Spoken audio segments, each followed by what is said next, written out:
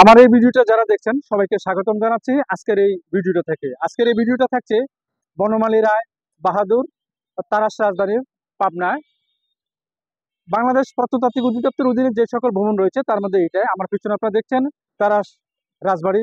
চলুন দেখাই তারাস রাজবাড়ী এবং তার সম্পর্কে আলোচনা করা হবে। ব্রিটিশ শাসন আমলে এই তারাস বাড়িটি নির্মাণ করেন তারাসের তৎকালীন জমিদার রায় বাহাদুর বনমালী রায়। স্থাপত্যের দিক থেকে এটি ইউরোপীয় রেনেসাঁ রীতির সঙ্গে মিল পাওয়া যায়। 8 জানুয়ারি 1998 সালে বাংলাদেশ সরকার প্রত্নতত্ত্ব অধিদপ্তর এটিকে সংরক্ষিত প্রত্নতাত্ত্বিক স্থাপনা হিসাবে তালিকাভুক্ত করে। আপনারা দেখছেন এই তারাসবাড়ির রাজবাড়ির সামনে এই ফুলের বাগান, বিশাল খোলা মাঠ, মাঠের সামনেই এই বিশাল আকারে ফুলের বাগান দেখছেন আপনারা।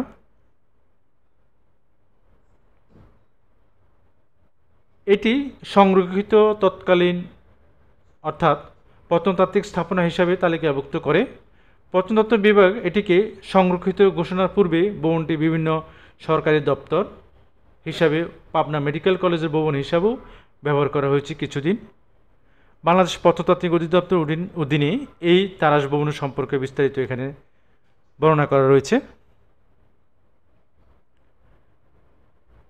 লোকে মুখে কথা, রায় বাহাদুর জমিদারের বংশধরগণ দ্বিতীয় বিশ্বযুদ্ধের সময় 1942 সালে এই ভবনটি তাদের আশ্রয়কেন্দ্র হিসাবেও ব্যবহার করেছিল। এ হচ্ছে ভবনের উত্তর সাইডের অংশটুকু, এ হচ্ছে উত্তর সাইডের অংশ। সামনের অংশ,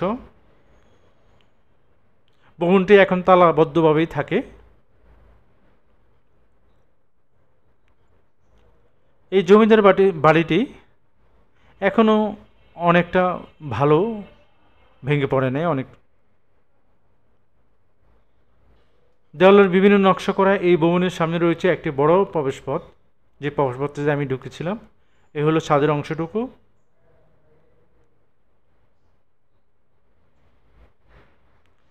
মূল ভবনটির দৈর্ঘ্য প্রায় 30.40 মিটার, 100 ফুটের মতো, আর প্রশস্ত প্রায় 60 ফুট। এই হচ্ছে ভবনটির বারান্দা থেকে রাস্তা, যে মূল ফটক, যে মূল গেট, এই হচ্ছে মূল গেটটা আপনারা দেখছেন। এই হচ্ছে ভবনটির দক্ষিণ পাশের অংশ।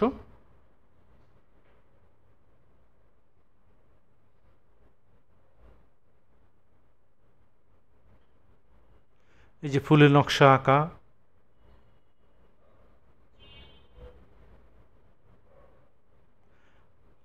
এই ভবনটি আনুমানিক 18 শতকের কোনো এক সময় তৈরি করা।